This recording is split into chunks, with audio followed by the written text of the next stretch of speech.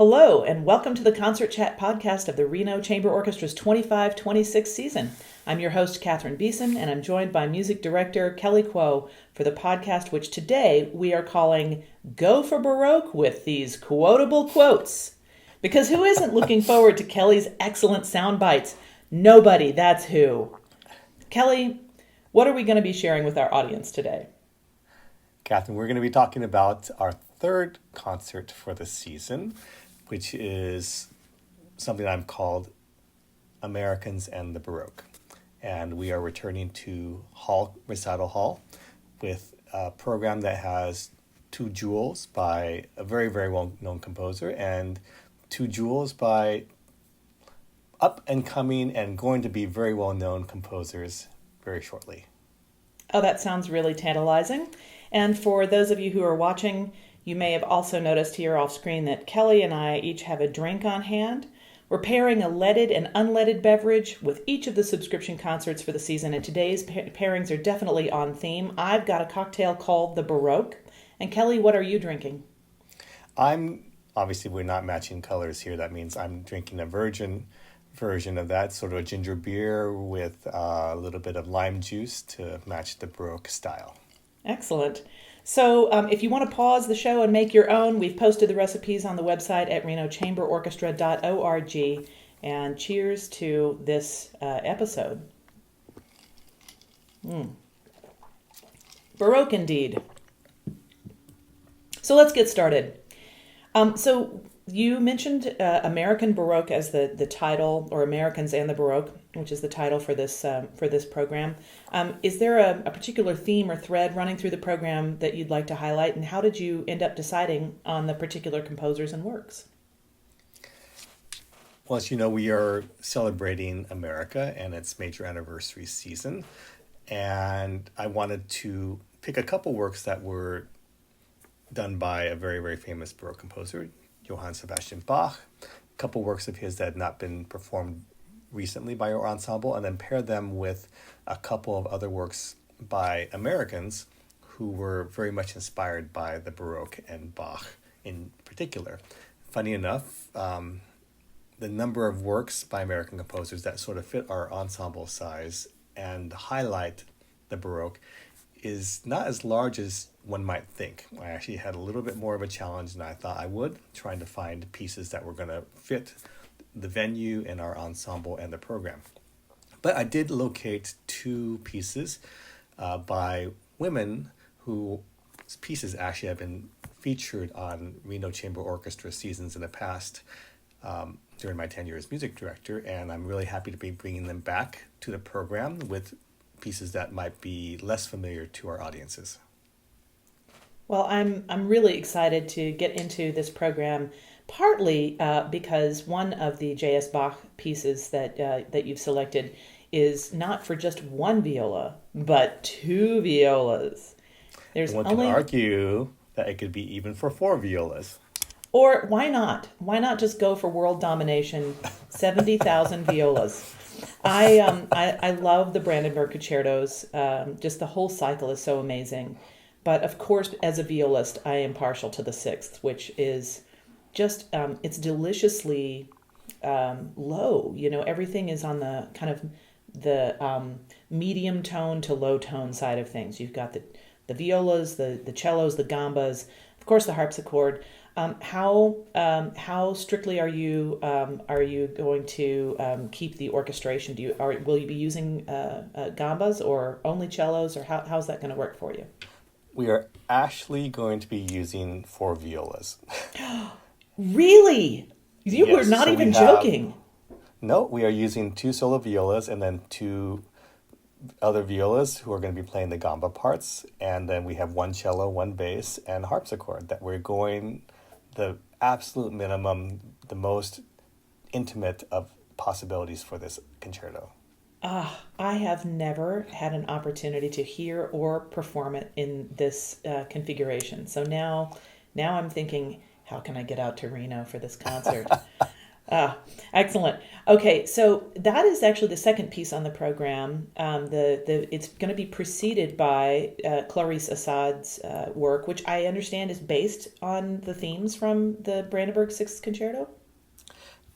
Not exactly. It has, let's just say it's inspired by Bach in general. And so there are up to maybe 12 different themes of Bach that you'll find within this piece.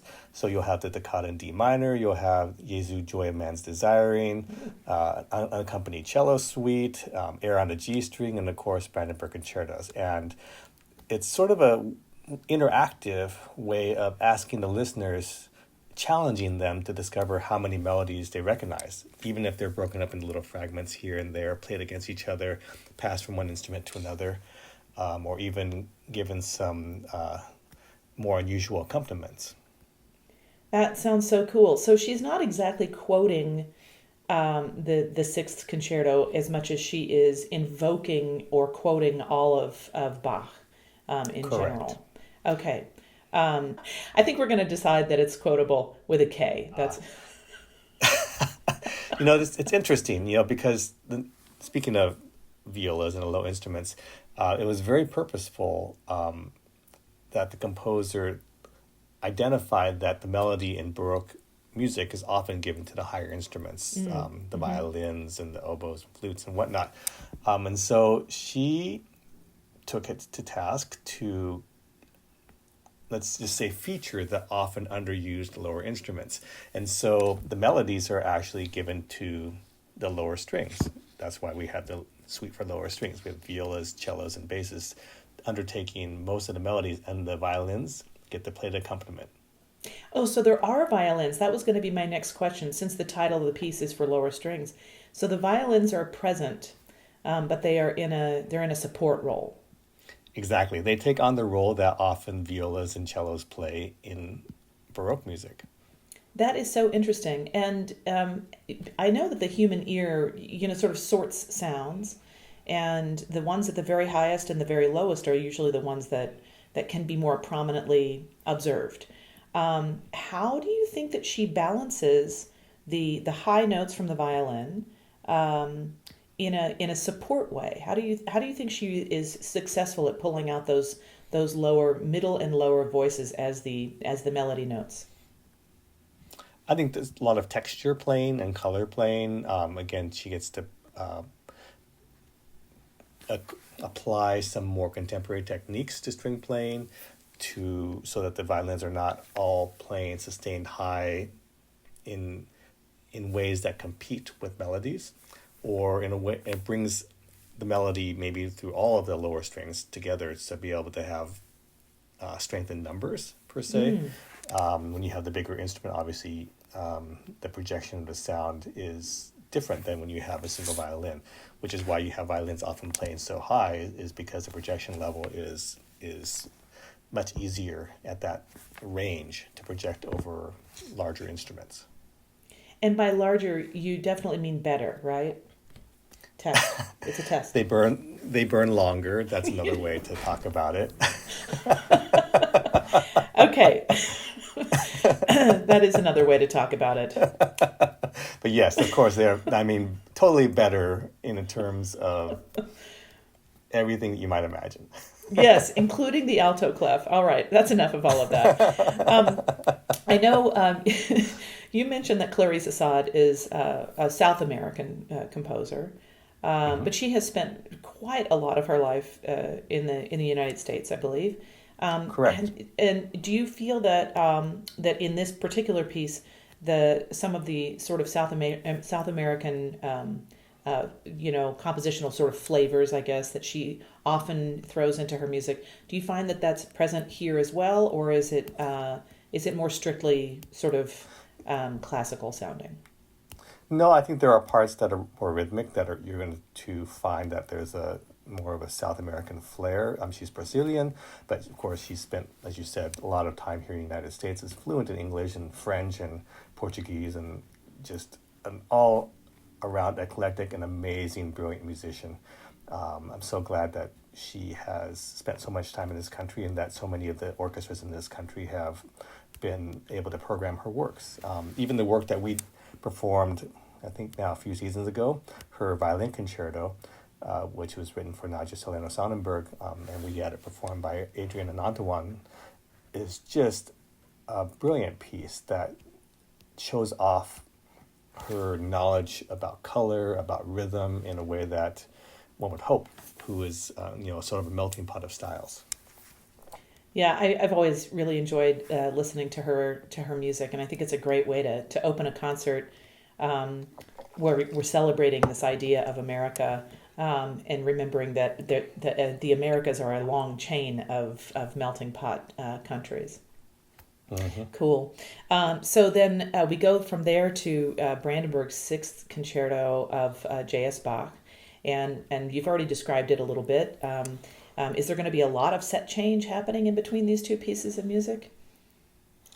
Only just to maybe have the strings that were involved in the Assad piece remove themselves from the stage, and maybe if the harpsichord is not already in place, we'll move the harpsichord. But yeah, there'll be a little bit of shuffling on the stage because the stage is a little bit on the smaller side, and we don't want to have it feel crowded, especially since the Bach is so intimate, and we want it to feel like you are in someone's living room or in a very small room being able to enjoy this piece, as though it's being performed privately just for you. Oh, I love that, and that'll give the audience a little bit of a time to reflect on the Assad piece that they just heard and get ready and excited for the Brandenburg concerto. Mm-hmm. Oh, that's wonderful. And then we move from the Brandenburg from that Bach piece again toward a modern composer, living composer, and an American composer, Caroline Shaw, who has been featured fairly recently. Right, it was just 2 years ago, I think, on RCO's series. Correct. And that piece is Stucco and Brocatel. What can you tell us about that? It's a relatively new piece that she wrote and premiered as part of, I think, Carnegie Hall's 125 Commissions project. And it's for a small, unconducted ensemble in that particular case, but I think in this case for RCO, we'll have it conducted. It's inspired by different interiors of Venetian palazzos from the 17th century. She was inspired by the colors and textures, the filigree in the stucco work, the colors of blue and gold and crimson that were on the walls and dyes and fabrics from all over the world, because Venice was, of course, a merchant city. And so she just was inspired by all these Baroque ornaments, so to speak, and composed a piece that was inspired by that. Yeah, I think that is so interesting, this idea of texture, right? And it's a texture and color. And you mentioned earlier too, just in the Assad, the question that I threw at you about balancing the melody versus the support, that there's this idea of musical texture, but then we also have with the Shaw this idea of fabric and physical texture that you can actually touch, right? So, and she's very, very into that with architecture as well, like textiles, architecture. All of these kinds of things as inspirations in a lot of her music. How do you feel that she brings those things to bear in this particular piece? She uses a lot of articulation changes and from the string instruments, as well as the rhythmic repeating patterns and the harpsichord itself, just to create an atmosphere. The structure for me feels as though one might be standing in the palazzo for the very first time and you're just looking around at different things. So your eyes shift your attention at one thing and another, and it sort of all runs together, but they're still part of this great whole. I like that a lot. Is it, do you feel that it's as sentimental sounding as some of her other work? No, not for me. This piece is very much more about shiny corners and experiencing something new, I think, that you might not have been used to seeing all the time. And it doesn't come across to me as something like The Mountain That Loved the Bird, which is the piece that we had performed a couple years ago by our assistant conductor, Sarah Aldana. So I wonder too about the instrumentation. It is also a relatively small group. Sorry, 2 violins, 2 violas, 1 cello, and 1 bass, and harpsichord. Okay. Okay. All right. Well, see, that's almost the right ratio of violins to violas. It really should be, 1 to 7 or something. No, I'm kidding. I just wanted to make this the viola show, just once. So this one is more evenly matched with 2 violins, 2 violas. You said 1 cello and 1 bass, and then you have Correct. the harpsichord, kind of tying it all together. So we start with a larger group. We go down into a more intimate feeling group with the first Bach piece. Stay with a different setup, but still an intimate kind of size of group for the Shaw. And then we finish with J.S. Bach's Orchestral Suite Number 1. What can you tell us about Orchestral Suite Number 1? Well, it's actually not as known as, let's say, the second and the third suite. The third suite, of course, has the very famous air on the G string. And the second orchestral suite has the ending flute movement, which is it's been used so much on various commercials and movies, and it's something that's a little bit of an earworm if you've ever watched anything in your entire life on TV. And whereas the first suite really doesn't have anything that one would say, I know this from having watched so-and-so movie or read something, this particular show on TV. It's not like that, but it sounds familiar. It's instantly recognizable as something that is from the Baroque. Now, when you hear it, you might associate it with someone who's potentially French. It could be like Lully, which is really the style that Bach was emulating when he wrote this overture. I call it an overture because that's really what it was at the time. They had to come up with a different word for suite when you start adding other dance movements, which is what this is composed of. But I also call this piece is basically whatever Bach was earning money for. He was getting paid to write court music, essentially. And like Mozart, he got paid to write court music or music for a particular occasion. It may not have been anything fancy or formal, just what he had to do on a daily job. And I think this particular suite followed underneath that, even though we really don't know. There wasn't, unlike the Brandenburg Concertos, which we know a little bit about as to the reason why he wrote them. This is one of the very little pieces of instrumental music that Bach wrote and that has survived that we don't really know why it was written for. Well, maybe he wrote it knowing that the Reno Chamber Orchestra would be programming it on the 25-26 season. Yes, that's right. He could see the future, and he knew what we needed for this particular program and said, I have just the thing for you. What a guy. What a guy. All right. Well, Kelly, thank you so much for another really great episode. I'm looking forward to hearing all about this program if I don't get out there and see it myself. And for all of you listening or watching at home, do make sure to get your tickets because the program is going to be excellent, but also because the seating is going to be limited. And who knows I might knock someone out of their seat, after all. Cheers to the Baroque. We might have to put you on stage playing another viola. Oh, a fifth viola. No one ever wants that. Cheers to the Baroque. Cheers to America and the Baroque. Cheers.